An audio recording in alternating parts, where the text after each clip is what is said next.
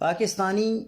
قوم کے لیے عرض ہے کہ پاکستان میں تو جھوٹ بھی چل جاتا ہے، ایک دوسرے پر بہتان بھی لگائے جاتے ہیں۔ خواجہ آصف نے جیسے 2-3 دن پہلے کہا تھا کہ عمران خان کا ٹویٹر اکاؤنٹ انڈیا سے آپریٹ ہو رہا ہے، تو آج جب وہ مہدی حسن جو کہ ایک بہت ہی نامی گرامی جرنلسٹ ہیں امریکہ میں، ان کے ہتھے چڑھ گئے، انہوں نے آج ایک سوال کیا تو خواجہ آصف صاحب نے کہا کہ عمران خان تو اپنا ٹویٹر اکاؤنٹ جیل سے ہی آپریٹ کرتے ہیں، جس پر مہدی حسن نے کہا کہ نہیں نہیں، آپ نے تو کل کہا تھا کہ وہ انڈیا سے آپریٹ ہوتا ہے عمران خان کا ٹویٹر اکاؤنٹ۔ تو